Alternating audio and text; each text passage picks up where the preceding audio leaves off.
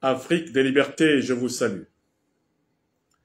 Soyez salués depuis la capitale de l'Afrique des libertés, Bamako, au Mali.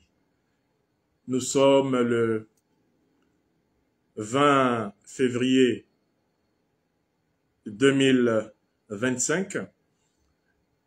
Je voudrais commencer au moment où je m'apprête à quitter le Mali. Je voudrais commencer par remercier non seulement les plus hautes autorités de ce pays qui continuent de m'y assurer un accueil chaleureux, bienveillant. Je voudrais remercier toutes celles et ceux qui, sachant que je suis à Bamako, ont fait des pieds et des mains pour me manifester personnellement, par tous les moyens possibles, leur affection. Et c'est tout particulièrement le cas de mes confrères et consoeurs, les écrivains africains de la place du Mali. Je voudrais remercier mon frère Modibo Coulibaly. Modibo Coulibaly, qui est auteur de cet ouvrage, Babil, le chantier des illusions, eh bien, où il raconte, sous la forme romanesque, la crise multidimensionnelle qui a secoué de façon intermittente le Mali. Cher Babil, cher Modibo Coulibaly, je recommande fortement ton ouvrage, Babil, le chantier des illusions, que j'ai commencé à lire ce matin et qui est vraiment une très intéressante mise sous forme romanesque et bien de l'expérience malienne. Modibo Coulibaly, auteur de Babil, le chantier des illusions. Babil, le chantier des illusions. Merci beaucoup pour la dédicace que tu m'as offerte. À mon frère Franklin, l'intrépide combattant de la liberté, de la souveraineté africaine, Modibo Coulibaly, Modibo Fadeo, Bamako, le 18 février 2025. Merci, merci infiniment, mon cher Modibo. Mon cher Modibo, eh bien, Coulibaly. Je vous présente ensuite un autre ouvrage qui m'a été acheminé par le professeur Amadouba. Il me l'a fait livrer à Bamako, depuis le Canada où il se trouve. Il me l'a fait livrer, cet ouvrage-là intitulé « Le Mali de Soundiata à Assimi Goïta ». Le Mali de Soundiata à Assimi Goïta, les racines profondes de la révolution du Malikoura. Les racines profondes de la révolution du Malikoura. Je vais lire avec beaucoup d'intérêt cet ouvrage, qui a une dimension historique, anthropologique et politique, pour m'imprégner de la manière dont l'auteur, qui est professeur d'université, historien, chercheur et écrivain, restitue en quelque sorte la nécessité historique de la révolution malienne. Je vous recommande fortement ce livre. C'est le genre de livre qui permettent de comprendre la perspective longue de l'action politique. Et mon frère et ami Amadouba m'a fait vraiment l'honneur de me le faire parvenir avec des paroles très fortes que je n'oublierai pas, qu'il m'a écrites par ailleurs. C'est donc Les racines profondes de la révolution du Malikoura. Ce livre-là, je le recommande aussi. Vraiment, c'est un livre qui donne sans doute ici une épaisseur civilisationnelle profonde et qui ne peut que nous intéresser comme tel. J'en ai lu l'introduction et la thèse essentielle. À savoir en effet que la quête permanente de souveraineté, de respect, de respectabilité, de dignité, de grandeur, eh bien, elle trouve ses racines dans l'histoire des peuples du Sahel, des peuples africains en général, et notamment dans l'histoire du peuple malien. L'auteur compare la révolution du Malikoura à une révolution historique digne de celle des États-Unis de 1776, de celle de 1689 en Angleterre, de celle de la France de 1789, eh bien, de celle du Japon du Meiji en 1868 et celle de la Chine sous Mao, eh bien, dans les années 40. Voilà, c'est de la très bonne lecture et je vais vraiment entièrement dévorer les livres que je vous présente aujourd'hui et dont j'ai commencé immédiatement la lecture. Je continue à remercier. Vous voyez, je suis habillé d'une tunique eh bien, faite de produits cotonneux africains originaux.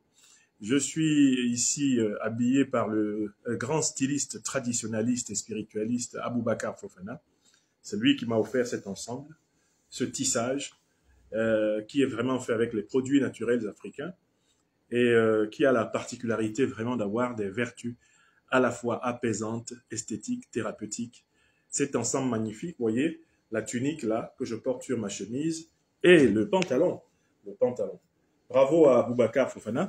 Mais Aboubakar Fofana, ce n'est pas simplement quelqu'un qui crée du produit vestimentaire adapté à la tradition, adapté au climat, adapté à l'environnement. Aboubakar Fofana, c'est également quelqu'un qui écrit, c'est quelqu'un qui peint, c'est quelqu'un qui dessine, c'est quelqu'un qui vit une expérience d'osmose extraordinaire avec la nature. Il m'a offert ce beau livre, ce très beau livre qui retrace sa pratique esthétique, sa pratique plastique, qui rappelle les fondements spirituels de sa compréhension de l'art en tant qu'Africain enraciné. C'est vraiment un très beau livre qui raconte aussi l'histoire de l'appropriation du vêtement africain. Terres et feuilles d'Aboubakar Fofana est un livre qui a été publié chez Flammarion, Earth and Leaves. C'est un très beau livre. C'est un très beau livre que je vous invite vraiment à acquérir. C'est un très beau livre qui permet à l'auteur de nous décrire sa compréhension de la création esthétique. Le livre est ponctué par des images absolument splendides, des images magnifiques, comme celle ici d'Aboubakar Fofana au cœur de la nature cotonnière, de la nature florale, eh bien, du Sahel. Ce sont vraiment des images absolument remarquables.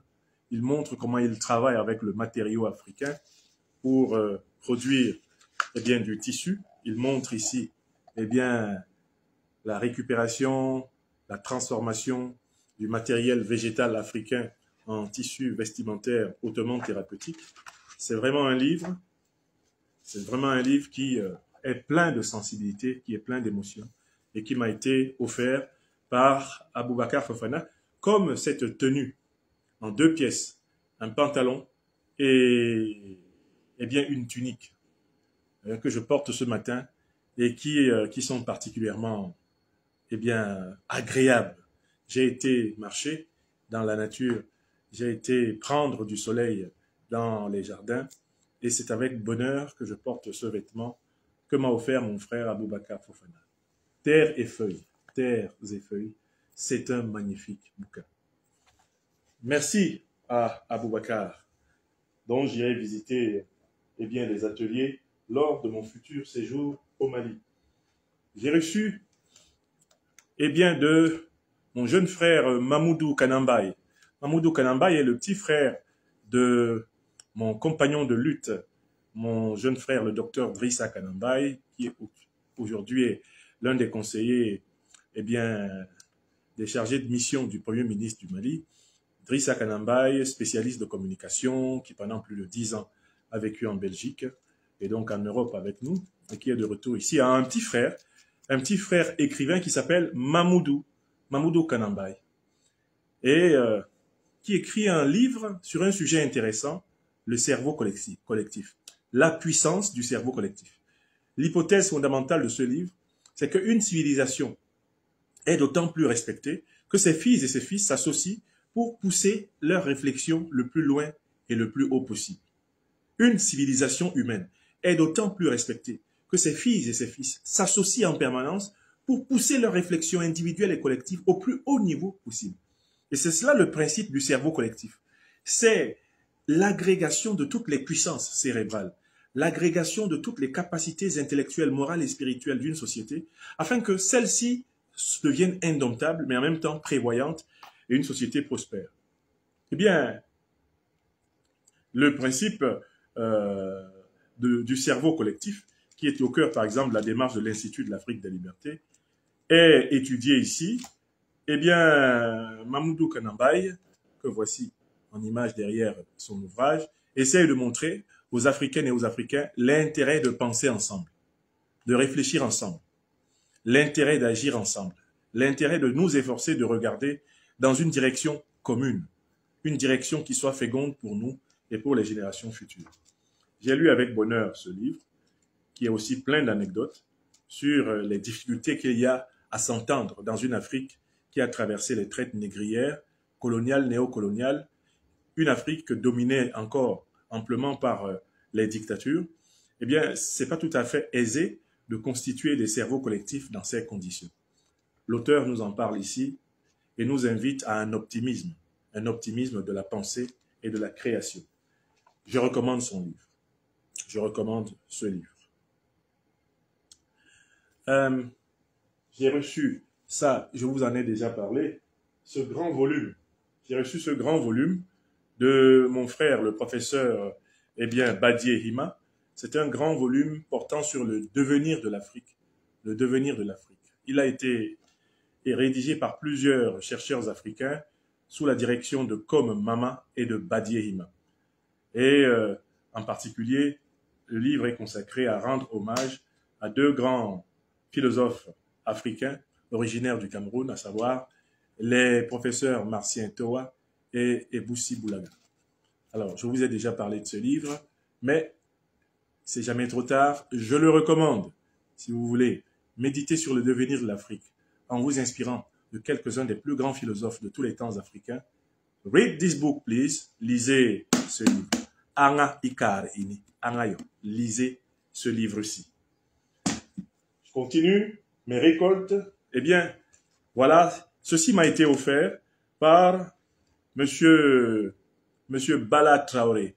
Monsieur Bala Traoré, qui est un officier supérieur de la police et des services de sécurité du Mali, actuellement responsable politique de la région de Bamako, eh bien, est auteur de ce livre, écrit en anglais sous le titre « Africa, Poverty in the Midst of Plenty ». L'Afrique, la pauvreté en plein cœur de l'abondance. Poverty in the Midst of Plenty. Et dans ce livre, l'auteur travaille en particulier à dénoncer un problème qui est transversal à toutes les sociétés africaines, le problème de l'attitude face à la vie.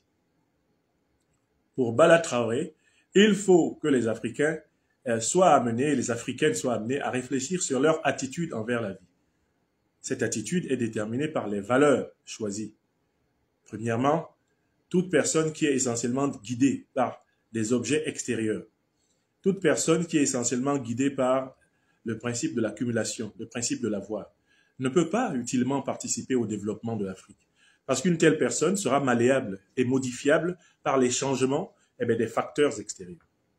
Deuxièmement, toute personne qui est incapable de regarder le plus loin possible, par-delà les hauts et les bas, d'avoir une vision en fonction de laquelle cette personne se dessine un projet. Donc toute personne qui est incapable de transcender les événements immédiats qui s'imposent à elle ou s'opposent à elle, n'est pas capable d'impulser un véritable développement durable. Et enfin, toute personne qui ne comprend pas la nécessité de se mettre en commun avec ceux qui ont bien compris la vie pour la transmettre dans les meilleures conditions, c'est-à-dire d'agir en responsable, en co-responsable de notre histoire, en sortant du fatalisme. Cette personne-là ne peut pas sortir l'Afrique de ce paradoxe qui veut qu'elle soit dans poverty, la pauvreté, alors même qu'elle est plenty, elle est entièrement, en fait, riche potentiellement. Je recommande fortement ce livre du docteur, ce livre de M. Bala Traoré. C'est un haut officier de police, un haut officier de gendarmerie également. Et j'espère vraiment que ce livre va être traduit. C'est important que ce livre soit traduit en français et dans les autres langues d'usage des Africains pour qu'il soit lu. C'est vraiment un manuel consacré au changement d'attitude nécessaire à l'émancipation africaine. Je remercie une fois de plus M. Bala Traoré qui m'a dédicacé ce livre en me disant avec tous ses compliments. Je recommande ce livre. Je l'ai entièrement lu. J'atteste de son utilité pour l'élévation de conscience. En plus, l'auteur utilise beaucoup d'anecdotes.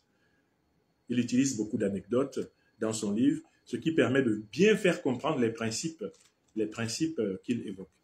C'est un livre qui a une dimension spirituelle extrêmement élevée, mais en même temps, dite de la manière la plus simple, la plus claire possible, par un excellent pédagogue. Monsieur Bala Traoré est un excellent pédagogue. J'étais là, dans la résidence hôtelière où j'étais logé. J'ai eu le bonheur de tomber sur mon frère, le comédien international africain, bien connu, Maman. Président Maman, président du Parlement du Rire, où on dit de manière extrêmement superficielle des choses graves, uniquement pour faire réfléchir. Où on dit gravement des choses superficielles, uniquement pour faire réfléchir. Je l'ai croisé, puisque nous étions dans la même résidence, et j'ai appris dans la foulée qu'il avait son spectacle à l'Institut français de Bamako le lendemain. Je suis allé à son spectacle, j'ai écouté les 2 heures de son spectacle, 20h à 22h pratiquement, et puis je me suis procuré un exemplaire de son livre qu'il m'a dédicacé. Je n'ai pas encore commencé à le lire, mais j'aime le thème, j'aime le titre du livre. Le titre du livre, c'est « Chronique de Maman. Comment gagner les élections au Gondwana ?» Comment gagner les élections au Gondwana? Alors ça m'intéresse beaucoup, précisément parce qu'en fait, on ne peut pas gagner les élections au Gondwana. Le Gondwana est le symbole de la République bananière africaine, la République dictatoriale africaine. Les élections ne sont pas gagnées en dictature. Pour qu'il y ait des élections en dictature, il faut d'abord que la dictature soit renversée et que le peuple ait l'initiative d'organiser le processus de la dévolution du pouvoir. On ne gagne pas les élections au Gondwana parce que le Gondwana ne peut pas organiser les élections. Les dictatures n'organisent jamais des élections, mais des parodies électorales. Les dictatures n'acceptent jamais de perdre le pouvoir par la voie des urnes. Les seules voies qui conduisent les dictatures à perdre le pouvoir sont les voies des armes et de la rue. Je recommence. Les dictatures ne perdent jamais le pouvoir par la voie des urnes, parce qu'elles n'organisent pas les élections pour les perdre. Elles se donnent, les dictatures, toujours les moyens de truquer les élections, comme Ouattara Draman en Côte d'Ivoire ou Biya Paul au Cameroun. Les organes électoraux, CEI, soi-disant en Côte d'Ivoire, ou Elekam au Cameroun, sont des machines à tricher. Et tout le monde le sait. Et tous ceux qui sont candidats à ces élections dans ces conditions le savent. De telle façon qu'on sait très bien qu'en fait, un peuple doit toujours attendre, un peuple n'a pas à attendre les élections pour changer la nature de sa dictature. Un peuple n'a qu'à attendre l'éveil de sa population. Une fois que cette population est éveillée, eh bien, elle s'empare du pouvoir, parce que le pouvoir appartient au peuple. Le peuple, c'est le souverain sur la terre. Et dans l'univers, c'est Dieu. Le peuple, quand il est dans une dictature, a le devoir de s'emparer du pouvoir, afin de réorganiser les mécanismes de l'attribution du pouvoir.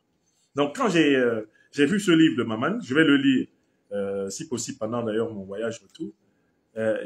Quand je l'ai vu, ça m'a intéressé rien que en raison du titre. Hein.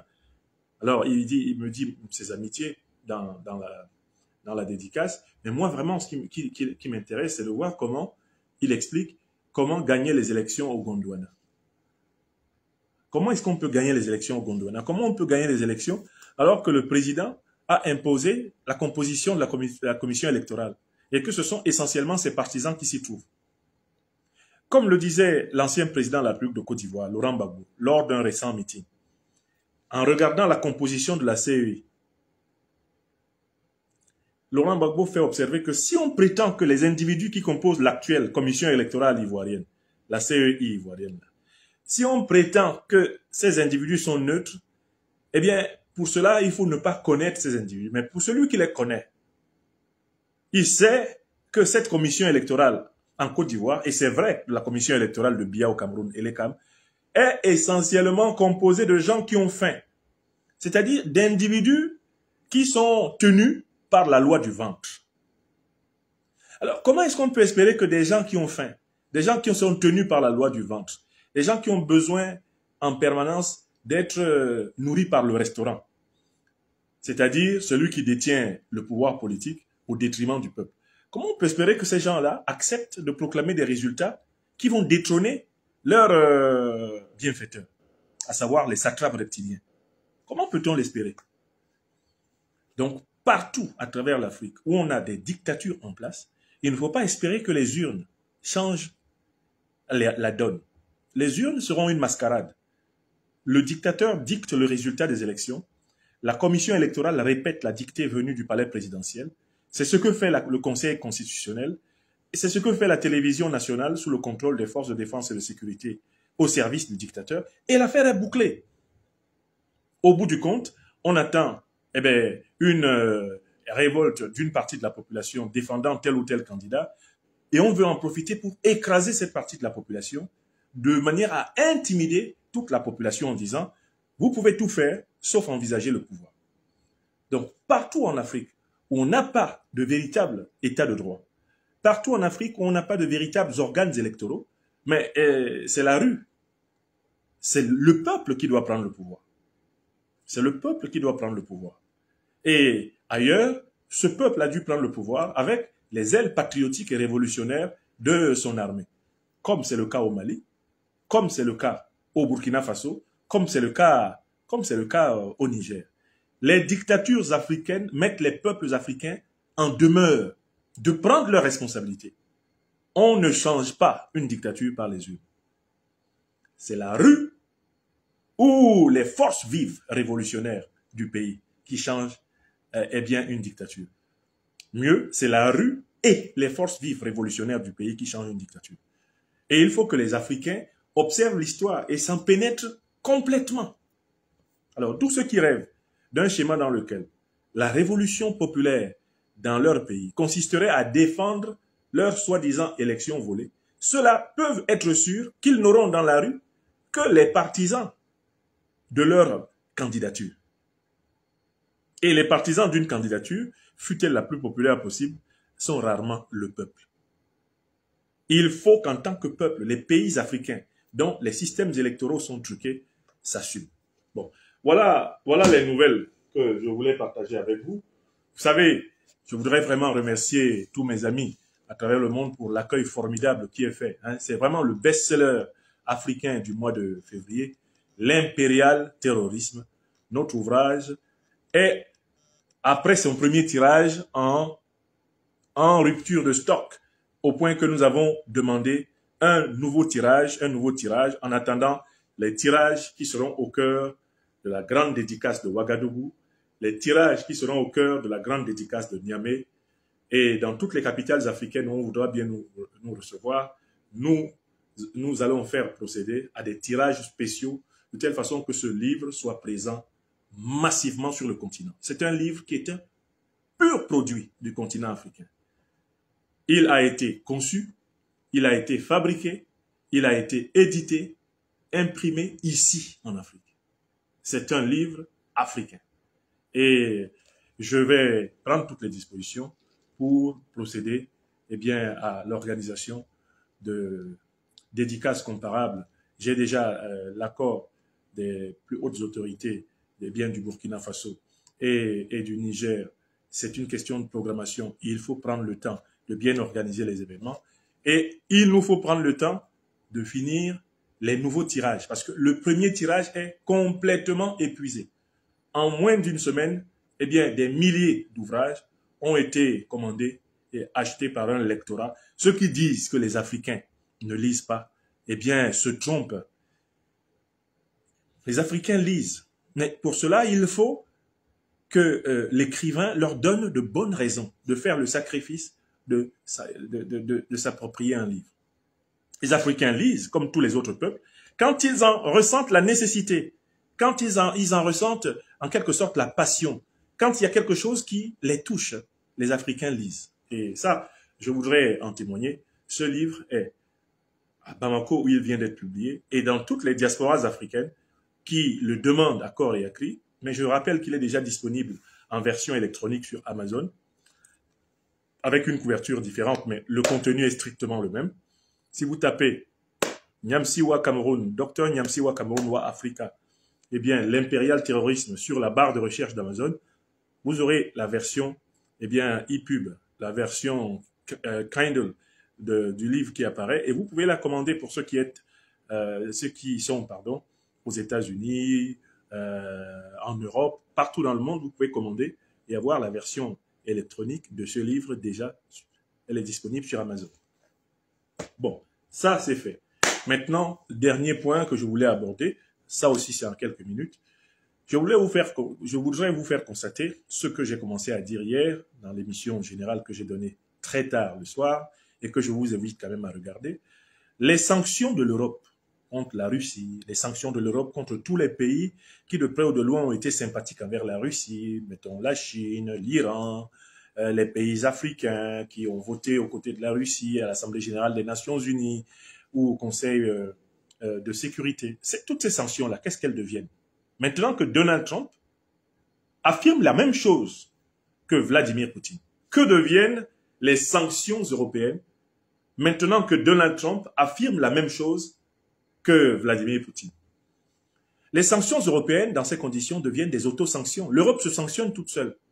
La Russie et les États-Unis sont en train de reprendre tous les contacts diplomatiques, sont en train de reprendre tous les contacts commerciaux, sont en train de reprendre tous les contacts financiers, sont en train de s'entendre pour un partage équilibré de leur puissance dans le monde. Au plus haut niveau, le président Donald Trump et le président Poutine disent que leurs entretiens, leurs discussions sont satisfaisantes. Le sort de l'Ukraine est scellé.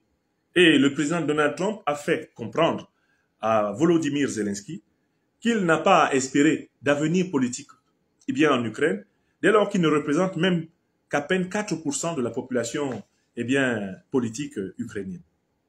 Alors, la grande question, c'est les Européens qui ont brillé par la brutalité de leurs sanctions contre tous ceux qui avaient le même point de vue que Poutine.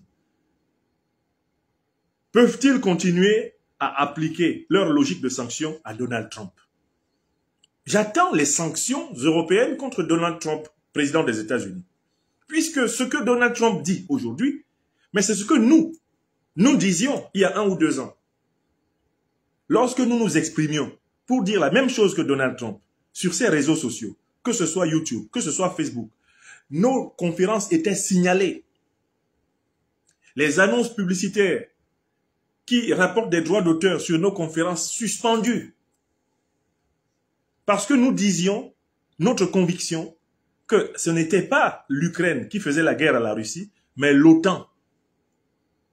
La même conviction qui nous a amenés, longtemps avant beaucoup, à dire que ce ne sont pas des prétendus musulmans qui attaquent l'Afrique. Que ceux qui attaquent l'Afrique, ce sont les puissances impérialistes de l'OTAN et leurs alliés du Moyen-Orient, cachés derrière Al-Qaïda et l'État islamique. Nous le disions. Et nous avons été persécutés depuis 5 ans pour toutes ces vérités. Maintenant que les officiels américains ont reconnu, sur la base de documents déclassifiés américains, que Al-Qaïda et l'État islamique sont des organisations terroristes financées par les grandes puissances de l'OTAN, à commencer par les États-Unis d'Amérique. La grande question est de savoir comment l'Europe va-t-elle compenser les sanctions injustes qu'elle a infligées à des tas de citoyens, d'intellectuels, de leaders d'opinion, d'activistes véridiques, qui étaient présentés comme des complotistes. Où sont ceux qui nous ont taxés de complotistes?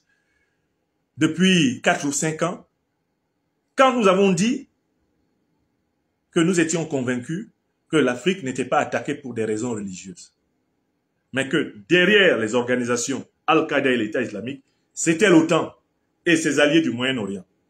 L'Arabie Saoudite, le Qatar, les Émirats Arabes Unis, tous ces gens-là sont les bases arrière des organisations terroristes qui sont parrainées par les services de renseignement occidentaux. Moi, je l'ai dit il y a 10 ans, je l'ai dit il y a 5 ans.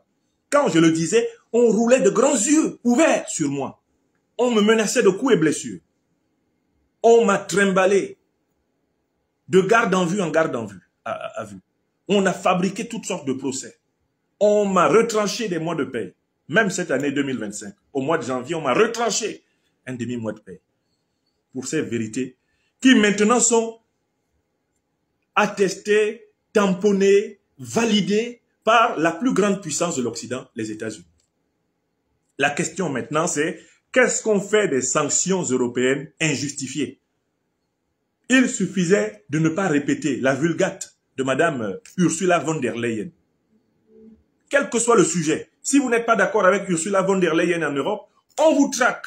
On commence à vous punir. On commence à restreindre vos vidéos. On commence à empêcher les abonnements sur votre compte Facebook, sur votre page YouTube. On commence on envoie des cabinets espions sabotés. Jusqu'à l'heure actuelle, mon compte X est bloqué à la suite d'une attaque cybernétique qui n'a pas consisté à le prendre pour écrire quelque chose, mais à m'empêcher d'avoir accès. Et j'ai écrit à X. Je vais devoir reprendre la procédure en passant par un avocat pour que X soit obligé de remettre en place et en fonctionnement mon compte pour lequel je continue à payer un abonnement premium. Mais tout ça sont les sanctions européennes. Ils font des listes de ceux qui ne pensent pas comme eux, ils les traquent. Maintenant donc que la vérité éclate, maintenant que la grande puissance américaine a ouvert ses archives, elle a ouvert ses archives, comme ça, et tout le monde a lu dans les documents officiels américains ce que Niamsi, War Cameroun et beaucoup d'autres, libres, et bien conscience à travers le monde, démontrés par d'autres moyens, la question est la suivante. Qu'est-ce qu'on fait de vos sanctions? Qu'est-ce qu'on fait de tout le mal que vous nous avez fait depuis plusieurs années, alors que c'est nous qui disions la vérité et vous qui mentiez? Cette question doit être posée aux dirigeants européens. Il faut des sanctions contre les sanctions injustes de l'Europe envers le Sud global. Tous ceux qui ont subi des sanctions pour avoir dénoncé le rôle de l'OTAN derrière les organisations terroristes, eux aussi doivent être sanctionnés. Tous ceux qui ont subi des sanctions doivent être réparés. Ils doivent être restaurés dans leurs droits. Tous ceux qui ont subi des sanctions parce qu'ils n'étaient pas d'accord avec l'idée selon laquelle c'est la Russie qui agresse l'Ukraine. Mais ils étaient plutôt conscients du fait que c'est l'OTAN qui, depuis les années 90, approche et veut encercler la Russie militairement. Tous ceux qui ont soutenu cette seconde thèse, c'est l'OTAN qui est à l'origine de la guerre entre la Russie et l'Ukraine, et non la Russie, ont été présentés comme des ennemis, des menteurs, des complotistes. Des gens payés par Poutine, soudoyés par Poutine. Voilà, maintenant c'est Trump qui le dit et il a les preuves. Lui, il a les preuves américaines. Les preuves des services officiels américains sont déversées dans la presse. Les preuves des paiements du trésor américain à Al-Qaïda, à l'État islamique, elles sont déversées dans la presse. Des preuves officielles. Elon Musk a pris les financements de loose aid directement à Al-Qaïda et l'État islamique. Il a publié la liste. Vous dites quoi, vous qui nous avez traqués? Vous dites quoi, vous qui nous avez harcelés, persécutés, depuis 5 ans notamment? Simplement parce que nous servions ces vérités, vous dites quoi maintenant? Mais vous devez maintenant aussi être sanctionnés. Les peuples européens doivent virer tous les gouvernements de menteurs qui se sont succédés à la tête de leur pays. Les peuples européens doivent les virer tous, sans exception, en commençant par les dirigeants français. L'avant-garde du mensonge sur la marche du monde, du mensonge sur l'Afrique, les dirigeants français. Les peuples français doivent s'en débarrasser. Le peuple français doit s'en débarrasser. Les dirigeants allemands, Scholz, qu'est-ce qu'il n'a pas raconté? Qu'est-ce qu'ils n'ont pas dit? Avec sa ministre des Affaires étrangères complètement coupée de la réalité, Annalena Baerbock. Quel genre de mensonge et d'insipidité n'ont-ils pas voulu imposer aux gens? Madame Ursula von der Leyen, qu'est-ce qu'elle n'a pas raconté comme incongruité? Voilà qu'elle est désavouée par le chef de la grande puissance occidentale. Voilà qu'ils sont abandonnés en rase campagne. Les sanctions de l'Europe contre le Sud global se retournent contre l'Europe. Et vous avez là l'occasion de vérifier le principe de l'action-réaction dont je vous ai souvent parlé.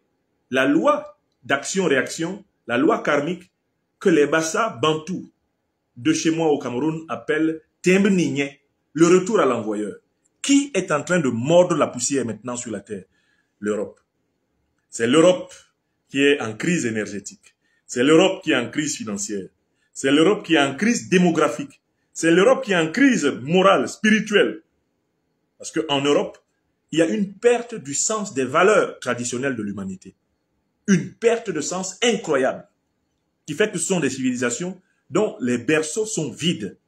Pourquoi? Parce que ce sont des civilisations qui sont en train de saboter le principe de la famille. Le principe traditionnel de la famille. Trump et Poutine se retrouvent sur la revendication du principe traditionnel de la famille. Que l'Europe a récusé au nom d'une conception complètement rasée, complètement confuse, complètement cafouilleuse et même perverse de la famille, du genre, de la personne et même de la liberté et de la justice. Donc on voit très bien la barre du boomerang de l'histoire, on la voit revenir en puissance maintenant sur les Européens. On la voit frapper les Européens. Oui, ça donc, tout laisse l'Europe, tout laisse l'Europe. Comment tout un sous-continent, l'Europe occidentale, peut se retrouver exclu des négociations sur la paix en Ukraine, alors que ces gens-là ont pris les économies des Ouest européens pour les mobiliser dans la guerre de Zelensky contre la Russie. Comment on peut comprendre que les gens qui prétendent avoir payé, aidé Zelensky avec leur argent pour que celui-ci vainque la Russie, eh bien, se retrouvent ignorés, si ce n'est parce que dès le départ, ils étaient tous manipulés. Les États-Unis ont perdu tout respect pour l'Europe parce que l'Europe leur a toujours obéi. Et que cette obéissance avait viré depuis très longtemps à la soumission. Donald Trump n'a aucun respect pour les gens qui se soumettent à lui. Il n'a aucun respect pour les gens qui se soumettent à lui. Par contre, vous pourrez observer que Donald Trump a beaucoup de respect pour les gens qui résistent à ses oukases. C'est-à-dire qu'il lui impose de négocier. C'est ça le mental de Trump. Il ne vous respecte que si vous pouvez lui dire non. Je ne suis pas d'accord. Et vous y tenir. Il respecte Poutine pour ça. Parce qu'il sait qu'il ne peut pas imposer sa volonté à Poutine. Mais quand Trump sait qu'il peut t'imposer sa volonté, il te considère comme un caniche. Et c'est ainsi qu'il traite les dirigeants européens. Il sait qu'il les tient. Regardez, Donald Trump a plus de respect pour Kim Jong-un que pour les dirigeants européens. Parce que Kim Jong-un peut se tenir devant Trump et lui dire non. Il a plus de respect pour Xi Jinping. Il a plus de respect pour lui qu'il n'en a pour le président Macron. Parce que le non ou le oui de Macron ne signifie rien pour Trump. Rien du tout. Il sait comment balayer les décisions positives ou négatives du président français. Il ne vous respecte que si vous pouvez constituer un obstacle à sa volonté. Et donc, si vous êtes un partenaire de négociation. Il négocie avec la Russie parce que la Russie ne s'est pas soumise. Pourquoi voulez-vous qu'il négocie avec l'Ukraine alors que l'Ukraine est sa chose? Pourquoi voulez-vous qu'il négocie avec l'Europe alors que l'Europe compte sur l'Amérique pour exister? Économiquement, militairement, pour exister. L'Europe ne compte que sur l'Amérique. Quel singe, littéralement, avec minablerie. Donc, oui, il serait temps maintenant qu'on fasse le bilan des sanctions. Vous nous avez restreint bien souvent sur Facebook, sur YouTube, sur X. Vous avez mis en place des législations liberticides en Europe. Qu'est-ce que vous avez gagné? L'humiliation américaine. L'humiliation russe. Et vous aurez l'humiliation du Sud global. De telle façon que l'oligarchie politique européenne sera un groupuscule d'individus humiliés par le monde entier. Voilà la situation dans laquelle ils ont entraîné les nations européennes.